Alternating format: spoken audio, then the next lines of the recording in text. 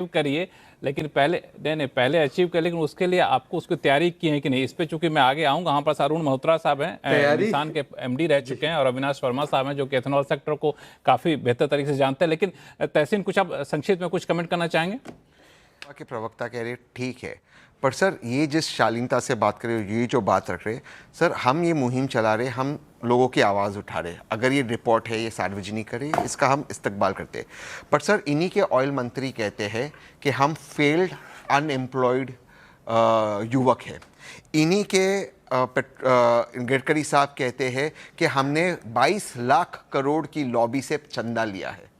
Sir ये किस तरह के आरोप लगे? आप व्यक्तिगत आरोप क्यों लगा रहे हैं?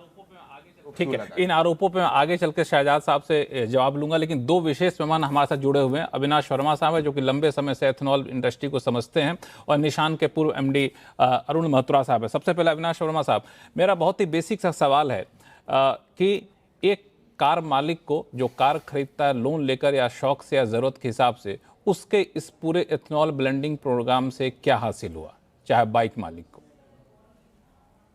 जी, थैंक यू लक्ष्मण। सबसे पहले तो मैं आपको इथेनॉल E20 का 2-3 इंडिविजुअल और पर्सनल फायदा बताना चाहता हूं। सबसे पहला, इसमें ऑक्सीजन बहुत मात्रा में, करीब 30% ऑक्सीजन होता है। एक जमाना था जब हम लोग पेट्रोल को बेटर बर्न करने के लिए अलग से ऑक्सीजन ऐड किया करते थे। ये जो फ्यूल है इथेनॉल, इसमें इतनी ऑक्सीजन की मात्रा है कि ये फ्यूल का तो काम करता ही करता है, ये ऑक्सीजनेट का भी काम करता है।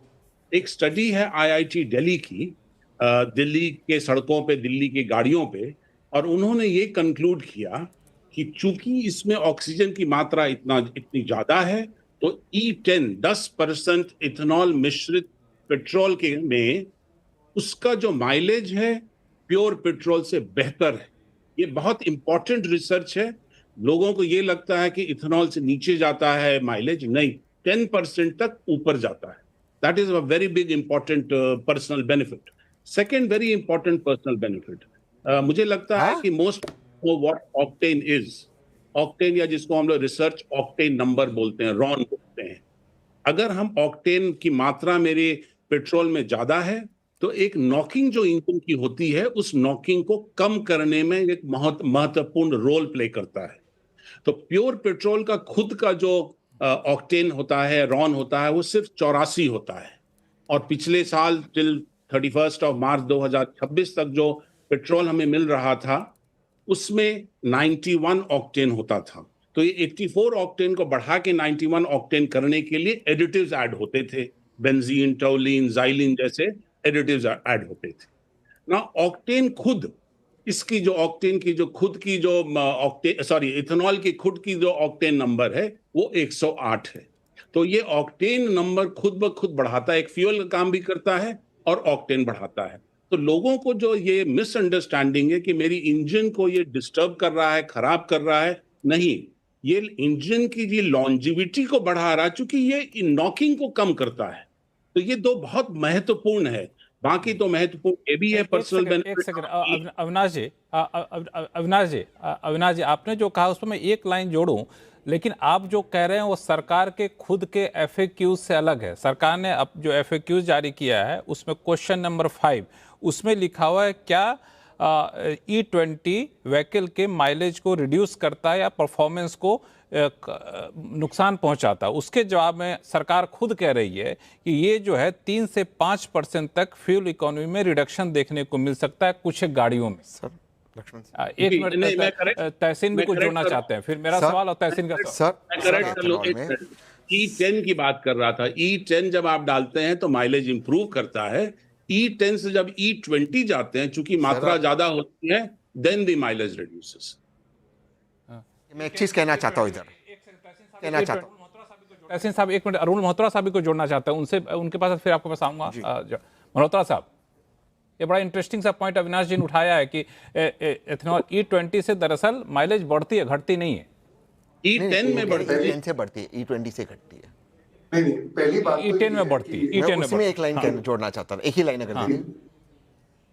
तहसीन बंदों की बात सुन ली। तहसीन को जोड़ना चाहते हैं, जोड़ लेते हैं फिर। हाँ, बहुत बहुत बहुत इज्जत करता हूँ, बट एक ही साथ सर, मैं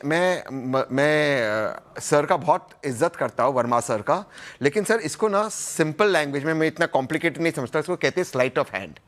इन्होंने क्या कहा और आपको भी परसेप्शन क्या लगा, एथेनॉल से बढ़ता है, फिर इन्होंने कहा नहीं नहीं हम एथेनॉल 10 की बात कर रहे हैं, एथेनॉल 20 नहीं। सर देखिए सर, मैं बहुत छोटा व्यक्ति हूं sir, please sir don't take us like this sir. यहां पे डिस्कशन एथेनॉल 20 का हो रहा है, आप एथेनॉल 10 के गुण गिना रहे, तो एथेनॉल 10 मिल रहा है क्या हमें, उसके गुण क्यों गिना रहे sir? Sir with folded hands to you, please sir let's be on the topic. Ethanol की पॉजिटिव्स की बात कर रहा था टू एन इंडिविजुअल। नहीं सर, एथेनॉल 20 पे डिस्कशन चल रहा है सर। जी सर, अब मुझे लक्ष्मण बताएं कि इथेनॉल अपनी बात पूरी करिए। नहीं करूं। नहीं, अविनाश जी प्लीज अपनी बात पूरी करिए, फिर मल्होत्रा साहब के पास जाऊंगा। हाँ।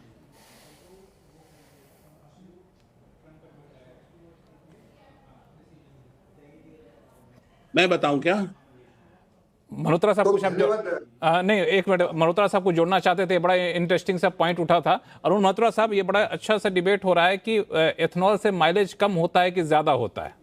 पहले मैं डिबेट में आने से पहले मैं ना कोई राइट व्यू दे रहा हूँ ना लेफ्ट व्यू दे रहा हूँ, मैं एक कस्टमर के पर्सपेक्टिव से और मैन्युफैक्चरिंग के पर्सपेक्टिव से बात करूंगा। पहली चीज ये है कि सबसे ज्यादा बात जा रही है पैसेंजर व्हीकल की, कारों की। कारों में 50% व्हीकल्स में ही पेट्रोल व्हीकल्स होती है, बाकी डीजल, सीएनजी, इलेक्ट्रिक है, जबकि टू व्हीलर्स में 90% है। और अभी तक आप देखेंगे कोई भी खबरें जो आई हैं उस पर टू व्हीलर की बात नहीं की जा रही है। तो टू व्हीलर्स वाला जिसके मनी ज्यादा कॉन्शियस है उस पर फोकस करना चाहिए, पहले मेरा ख्याल है। अब जहां तक बात ये है कि जैसा बताया कि एक्सपर्ट ने, ये एथेनॉल के कई बेनिफिट्स क्लियरली हैं। वो एक तो बेनिफिट आपकी जो फॉरेन एक्सचेंज सेविंग है, दूसरे बेनिफिट्स नॉकिंग कम होती है, लेकिन ये बात क्लियर है कि फ्यूल एफिशिएंसी 4 से 6% गिरती है, इसको नकारा नहीं जा सकता, ये सत्य है। अब दूसरी बात है कि एकदम गाड़ी में प्रॉब्लम शुरू हो गई, लोग कहते हैं करोड़ हो गई, ये E20 2023 से शुरू हो गया है, फेजेस में हो रहा है। अगर गाड़ियों में प्रॉब्लम होती तो अभी तक सामने आ गई होती, इंश्योरेंस कंपनी में प्रॉब्लम होती, वारंटी में प्रॉब्लम होती, सर्विस जॉब्स में प्रॉब्लम होती।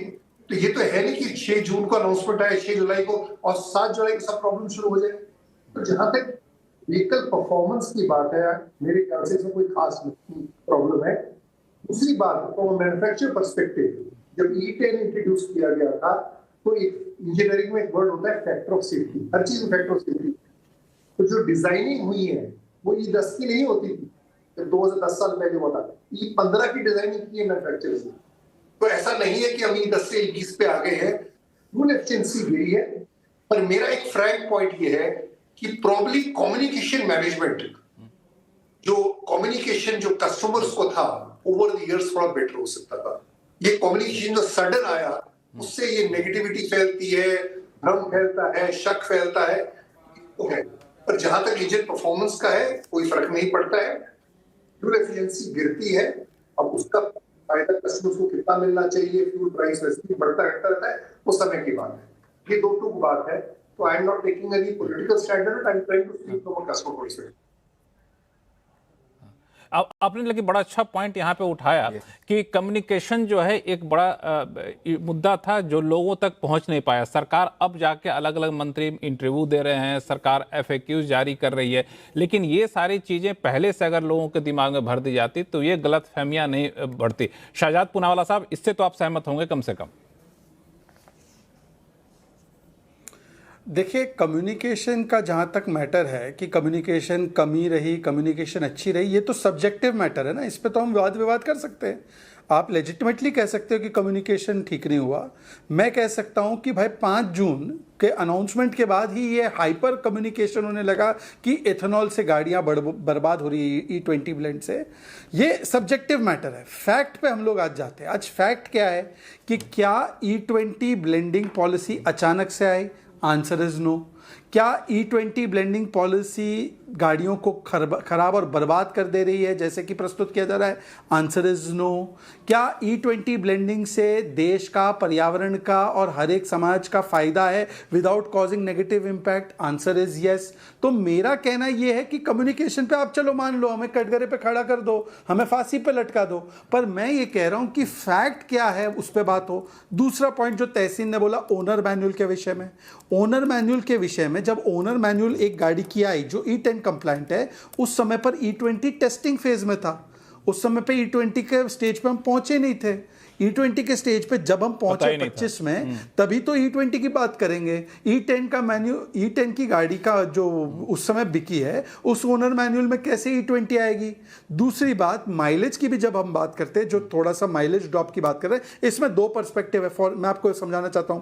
जैसे एक फ्लेक्स व्हीकल है जिसमें कि एथेनॉल पड़ेगा या उसमें ज्यादा भी मात्रा में जा सकता है, वहां पर तो अगर आप ज्यादा वो सिटी में ड्राइव करोगे और गाड़ी ब्रेक करोगे तो जिसकी वजह से ये जो है उसका माइलेज तो बढ़ेगा, क्योंकि जितना आप उसको ब्रेक करोगे, जितना आप उसको ऐसे ड्राइव करोगे, उससे तो बैटरी चार्ज होगी उसकी, इलेक्ट्रिक है वो, ये पार्टली इलेक्ट्रिक भी हो सकती है।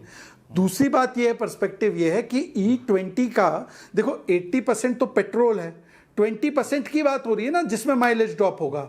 ऐसा तो नहीं है कि पूरा का पूरा, जैसे अब बताया गया कि 17 किलोमीटर पर लीटर थी, माइलेज 5 किलोमीटर पर लीटर मर्सिडीज की आ गई। वो सौरभ नाम का जो भी है, वो सौरभ जोशी है जो भी है यूट्यूबर, उसने अब डिलीट भी कर दिया है। तो मेरा सिर्फ ये कहना है कि जैसे आप एथेनॉल और पेट्रोल को अलग अलग करना चाह रहे हैं, वैसे गुड़ और गेहूं को अलग करो। देखिए, मैं किसी के ऊपर व्यक्तिगत आक्षेप, ये कैंपेन चलाया जा रहा है। देखिए, मैं ये कह रहा हूं कि कंज्यूमर्स है, कुछ ऐसे लेजिटिमेट लोग हैं जो अपने एक बात को सिविल तरीके से सिविल डिस्कोर्स में रख रहे हैं, उसको मैं कभी भी नहीं नकारता। उल्टा अभी गडकरी जी ने एक और दूसरे चैनल को इंटरव्यू दिया है, उन्होंने पूरा समझाया कि आप एक काम करो, आप अपने व्हीकल मैन्युफैक्चरर को मेल करो या जो भी वहाँ पे सर्विस स्टेशन पे गाड़ी का कंप्लेंट भेजो और वो कंप्लेंट मुझे आप ईमेल कर दो, मैं तैयार हूँ देखने के लिए। इससे ज़्यादा अभी और हम क्या कर सकते हैं कि हम बोल रहे हैं कि हमारे दरवाजे कान आँख सबके लिए खुले हैं। हाँ, पर जो लोग कह रहे चींटी आ गई, जो लोग कह रहे 17 से 5 किलोमीटर पे आ गया मेरा माइलेज, जो लोग कह रहे कि भाई मेरी नई गाड़ी टोयोटा की उसमें वो बंद पड़ गई E20 की वजह से, ऐसे लोगों को जेन्युइन कंसर्न से अलग करना चाहिए।